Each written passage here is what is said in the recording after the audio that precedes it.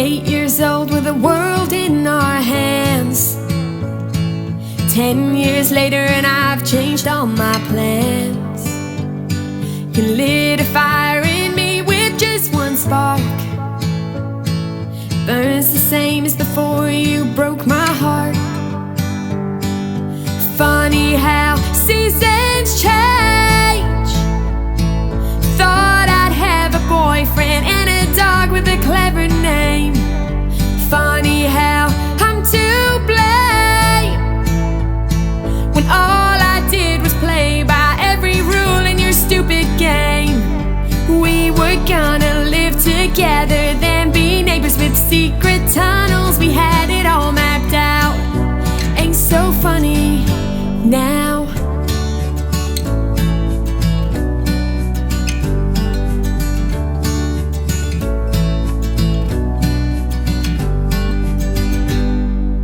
I'm not sold on your I made a mistake. You made your bed of roses and betrayal. Now you're telling stories of how I'm mad. But don't forget the part where you hurt me real bad. Funny how seasons change. Thought I'd have a boyfriend and a dog with a clever name. Funny how I'm to blame when all I did was play by every rule in your stupid game. We were gonna live together, then be neighbors with secret tunnels. We had it all mapped out. Ain't so funny now.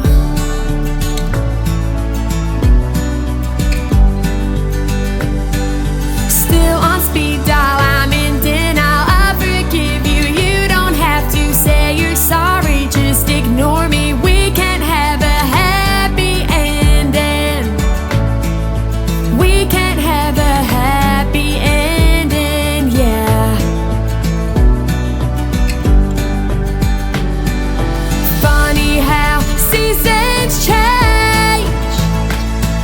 Thought I'd have a boyfriend and a dog with a clever name. Funny how I'm to blame when all I did was play by every rule in your stupid game. We were gonna live together, then be neighbors with secret tunnels. We had it all mapped out. Ain't so funny now. Ain't so funny now. Ain't it tragic how? Ain't so funny now. Ain't it tragic how?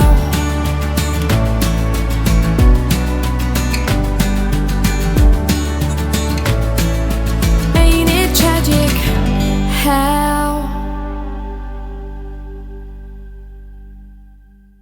Well, that was Season Change, which is the new title track from the new EP release from Caitlin Mae. And to your delight and delectation, I have Caitlin with me. Caitlin, great to see you. How are you enjoying the new album coming out? Hey, thank you so much for having me on the show, first of all. And I am beyond excited. I can't believe how quickly the time has come along. And you always think that things are moving very slow as you start to dream up this idea of songs that are going to be on your next album or your next EP.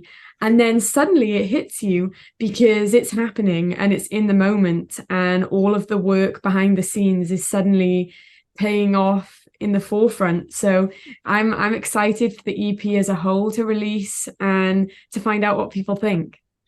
Okay, now you wrote all the songs. Now I find writers of songs really have three sources for ideas. One is love, one is observation, and one is inspiration. For Seasons Change, which of the three was it? I think it was probably observation. Oh, that's difficult though, because it also wouldn't have been born if love didn't play into it, because it was a song actually about somebody who used to be in my life and who isn't anymore. And I think that probably two of those categories came into it because, first of all, she was my best friend once upon a time. So there was a lot of love there. And we were best friends for 11 years. So we had a lot of time to get to know each other. And we were the first people that we told our secrets to and cried to. And so we definitely had a bond. And then that bond clearly was a lot more fragile than I thought it was. And I was badly bullied in high school, and she was in high school with me, and my parents removed me to be homeschooled, and suddenly she disappeared, and it was almost too easy for her to remove me from her life, and it was not easy for me. And I know it wasn't in my hands anymore because I couldn't force a friendship on her. And suddenly she wasn't there anymore. She used to be such a big part of my life. And I had to figure out how to navigate my world without her in it. And I had no warning, no precursor to that. So it was just one day I had to figure it out without her. And prior to that, I hadn't had to do that. And then I think observation came into it because I had to come to terms with the fact that just because our relationship at the time was broken down and didn't exist anymore, didn't mean that all of the moments and the memories that we'd created together didn't still hold a lot of value. And I think that's where observation just heavily came into it. Now, you've been involved in music since you were really quite young. I'm talking 5 or 6 or whatever. What inspired you? What do you find about music that's special? I find every single aspect of it, even the ones that we don't think of because we all think so differently, is beyond special and beyond magical, because I think music is a universal language. It speaks to each of us so differently. And what I take from a song or what I choose to write about is different to how somebody else is going to consume it. And that is really, really cool, because I think back to when I was in school, and one of the things we had to do was analyze poetry. And it's difficult to do that when each line means something different to you than what it does to somebody else or an invigilator who's going to be marking your scores in your test. How do you do that when words mean something different to each of us? And I think it's the same with music, and it's hard to understand because we can share what it means to us, and somebody can acknowledge that, but it doesn't always have to mean the same thing to them. And I think that's special in itself. And obviously you write some great words, and that's been recognized.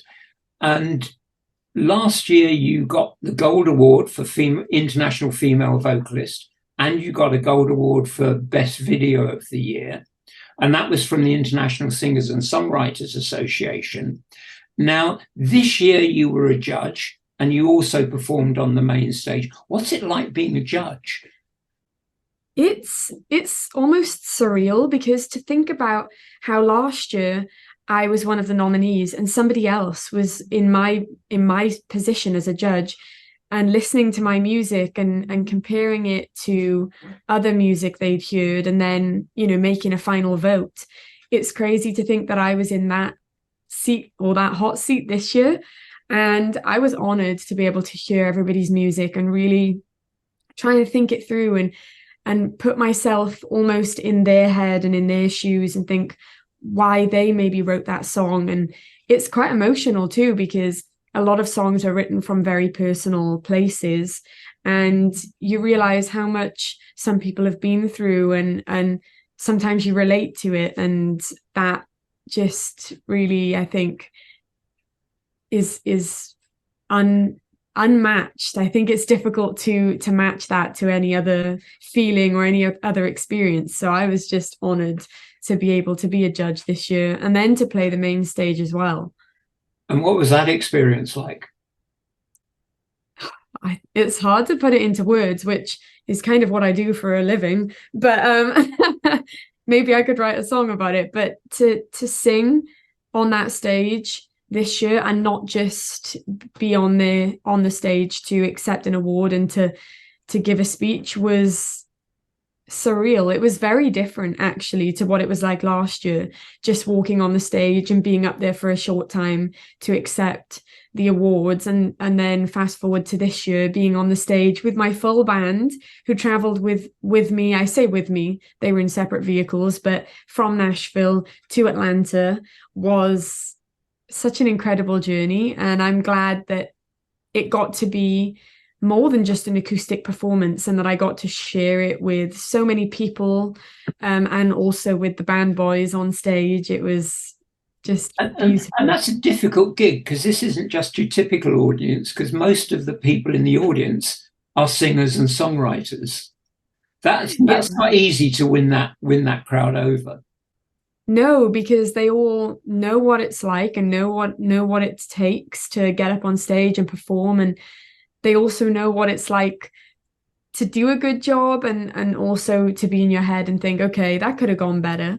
But I loved every single minute of it. And again, I think the difference between an acoustic performance and a full band performance is so different too, because you want to not only do well for yourself and obviously for the audience, but also for your bandmates, and you just want to do the best job that you possibly can and give all of yourself, because especially when you're singing and performing a song you wrote and not just a cover, you want to do justice to the story being told as well. So there are so many different elements, and I'm glad that it was Fiona that I was able to perform. And it was a great performance, and that gives me a great lead in. So let's play a little video that was recorded of Fiona.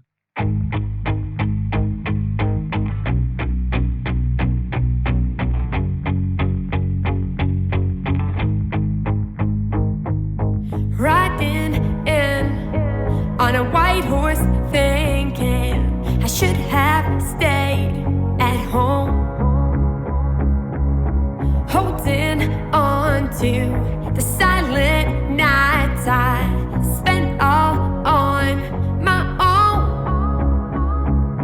My mirror shows those stormy eyes I've come to know so well. Fake a smile for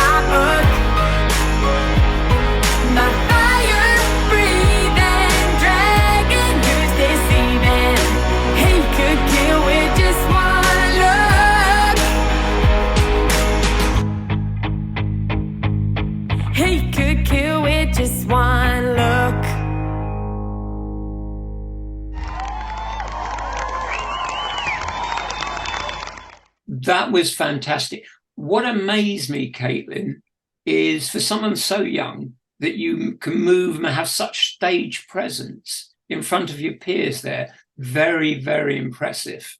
I bet that felt good. It really, really did. And I just love that I just find an escape in every performance and on every stage that I've ever stepped on. And I remember that, you know, back when I was in high school and things were not going too well, I didn't hold a lot of street cred, that's for sure. But I loved being on stage and I took every opportunity to be on stage.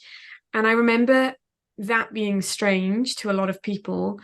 And my parents almost saying to me that they didn't want me to fly under the radar particularly, but they just said that if I wanted to avoid some of the harsh criticism and the bullying that I experienced in high school, that, you know, I could take a break from music if I wanted to and just, you know, fly under the radar, be a little more like everybody else. And I didn't want to do that because it felt like a betrayal to myself. And I remember telling my parents that I'd never felt more at home than when I was on stage. And I still feel that way to this day.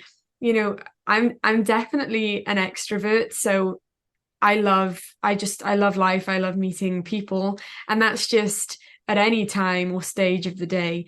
But there is still no feeling quite like getting on stage and realizing I'm home. You've been involved in music since you were really quite young. But what made you go down the route of country music? So this is actually kind of a crazy story because my whole life and my whole trajectory could have been a lot different if even just this one thing was different. But when I was 2 years old, my parents bought a holiday home in Florida. And so every year we'd go to Florida and we'd be back and forth between the UK and the States. And I loved it, but I was so young that I don't think I ever really thought of it as being any different to the UK. It was just somewhere we went on holiday and primarily for Christmas. So that was like our tradition. But you'd get in the car and you'd turn on the radio, and I was exposed to a lot of modern country. And at the time, I didn't even know, you know, country was particularly a thing, or modern country. I certainly didn't know was a different kind of version of country. But it was just something that I grew up with. And then as I got a little older, I realized it's a lot different to what gets played on the radio in the UK. And it's definitely not what we consider our top 40 and all the people that are looked up to in the UK. I remember there being pop quizzes on some of the top 40 that we were hearing on the charts at the time, and everybody thought I'd be good at it because I was a singer, and I was actually really bad at it because I knew all the country singers and I loved all the country singers, and that wasn't what was on the radio at the time in the UK, and it wasn't what all my friends were listening to. But I just knew that I had a love of the country, of the music that I was listening to, which was country music. And that's kind of where it started. And then it just developed and evolved. And people always think that it was my parents who instilled the love of country music in me. And it wasn't. I actually instilled it in them because I said, I want to be a country singer. This is what I want to do for the rest of my life. This is what I want to pursue. And then my parents fell in love with artists that I loved and that I showed them and introduced them to, like Carrie Underwood and Kelsey Ballerini and Maren Morris and all these artists. And that was when, at a much later date, I realized there was a country music scene in the UK. I just hadn't found it yet. Coming back to your album, third song I'd like to talk about is Love Story Tragedy. Get my tongue in here. Tell us, what was the motivation for that song? So Love Story Tragedy was born of pain, but I also think that there is beauty in pain, and sometimes that's what fuels a song, and maybe that's where the beauty comes into it, that you get to share music that maybe wasn't inspired by your best moments, but became some of your best moments, and hopefully people can relate to that and they're in a better place now, than the experience it reminds them of. But for me, I felt like there was a time in my life where I didn't know what it was like to love myself. And they say that's really important, to have self-care and self-love. And, my past, up until the point where I decided to go on this journey where I figured out how to love myself, meant that I didn't know how to. So, I went through a pretty difficult time in high school, but I also didn't have a great relationship, or if any relationship, with my sister growing up. And a lot of my self-worth was based on how she felt about me, and she definitely didn't love me. And so I thought, I must be defective, and how do I love myself if my sister, who is supposed to love me with everything that she has, can't bring herself to? It must mean that there's something wrong with me. And when I finally got past that and I moved on, I wrote a lot of songs, first of all, that I guess can be a little heartbreaking to listen to. And even for me now, listening to them and knowing that I feel so differently about myself and about the situation and about life. But I'm still glad that I wrote those songs, because I truly think music is therapy. Hey, let's play Love Story Tragedy.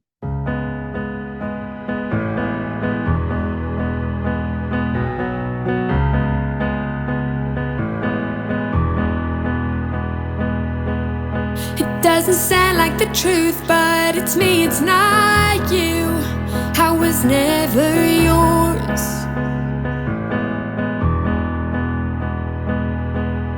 And I'm a little bruised, but too scared to tell you, 'cause there ain't no cure.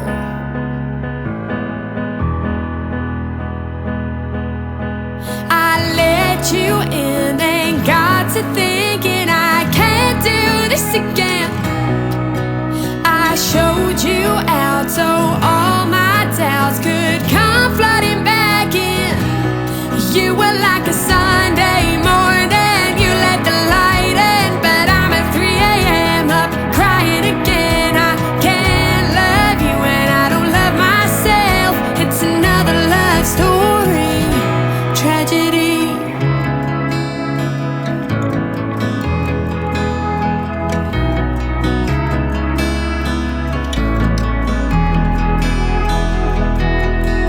Sounds a little cliche, but I get in my own way so I don't get hurt.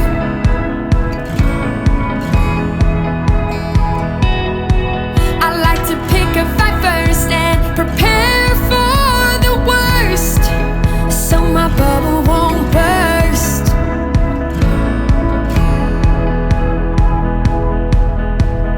Everyone I've ever loved moved on without looking back, and I shouldn't care, but everywhere I turn takes me right back. You were like a Sunday morning, you let the light in, but I'm at 3 a.m. up crying again. I can't love you and I don't love myself. It's another love story tragedy. Everyone says I'm happy. Is that what a smile means? Nobody thinks I'm lonely, 'cause I'm good at acting. You were like a Sunday morning, you let the light in, but I'm at 3 a.m. up crying again. I can't love you and I don't love myself. It's another love story.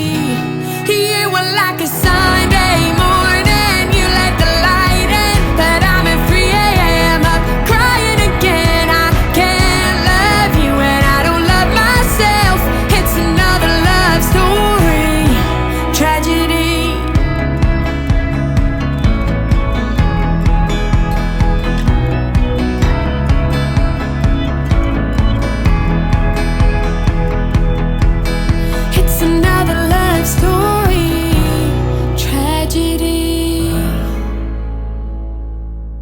Now, before we played that last song, Caitlin, you mentioned Carrie Underwood.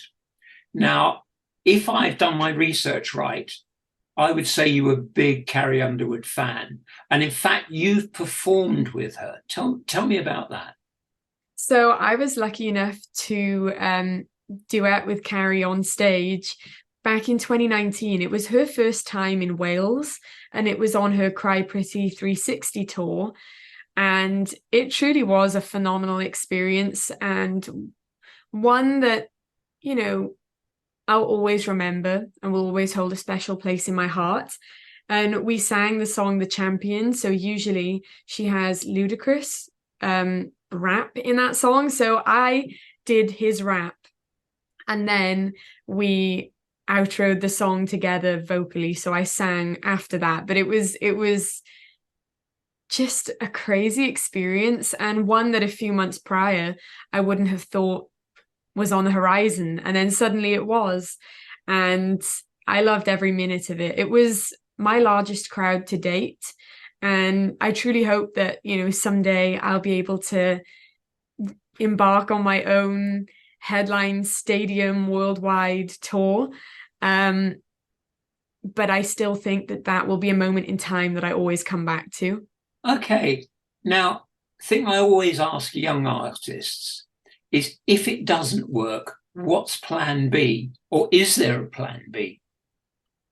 So I actually love that question, because from a very, very young age, I always had an answer to it, which actually is unfair to say, because I had an answer to most questions. But my answer to that question was always that I did have a plan B, and my plan B was to make plan A work. And Oh, that's very smart. I remember giving that answer to a teacher who was actually just a temporary substitute teacher in high school, and I was sent out of class for that. And I wasn't trying to be rude. That was just true. But I was in trouble for that one.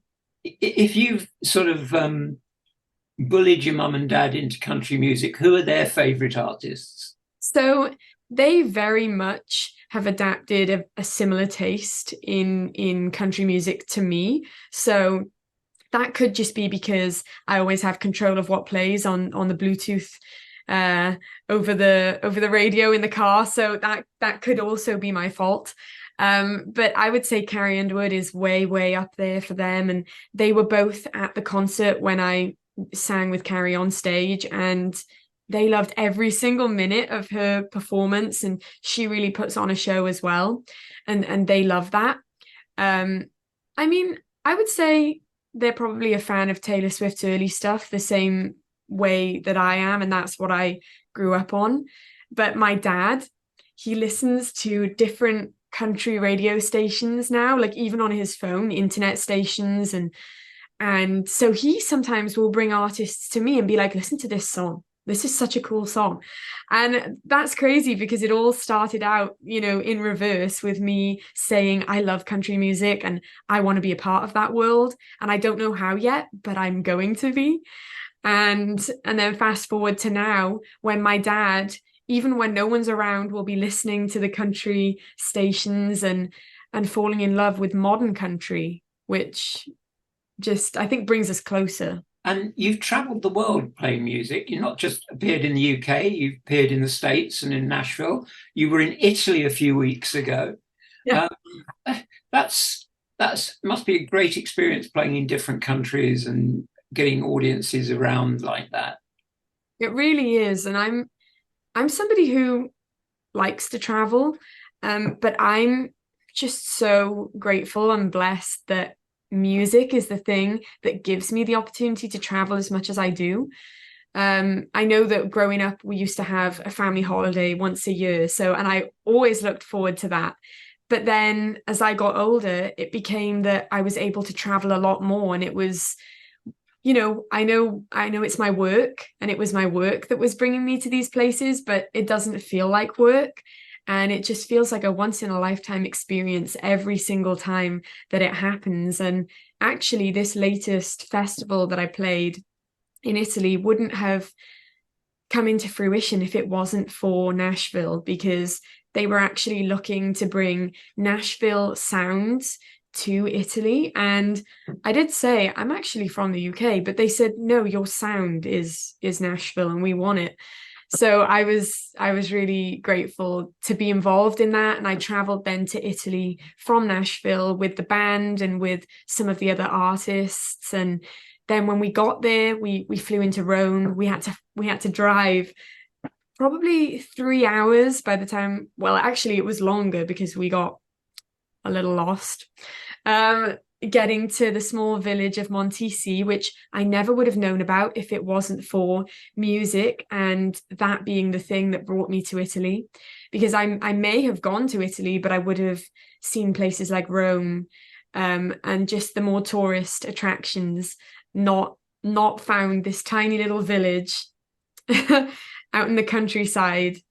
And I'm just lucky that I was a part of it and that I was able to experience it. I've got to say, Caitlin, it's been great talking to you. You're lovely to talk to. And the last track is called Curtains Closed. And it's a great track to end an interview. Yeah. But what was the motivation for that one? So I've said this a couple times, but it's just as true every time that I say it. But Curtains Closed really felt like the end of an era, or the end of a chapter of, a book that maybe you never saw yourself reading, because these songs, and I've written so many different songs about different things and different experiences, that these songs were inspired by moments in my life that were just moments and were just quite often fleeting, but were difficult and were painful, and I think teach you to appreciate the beautiful moments all the more, because to truly understand what light is, you kind of have to know what darkness is. And these were my dark moments. And I'm just excited for these songs to be out into the world, but also to know that the next chapter and the next book that I pick up to read is going to be very different to the previous one that I just put down. And Curtains Closed really is an accumulation of all those feelings and thoughts and moments in time. And I think it's really important to know that they are just moments in time. They're not your whole life and they're not your whole being. And what was yesterday doesn't have to be what is tomorrow. And I hope that Curtains Closed really tells that story. Great, Caitlin. Thank you very much. Now, the album's out. People can find it on all your socials. They can find it on Spotify and all the usual places. And let's go out to Curtains Closed.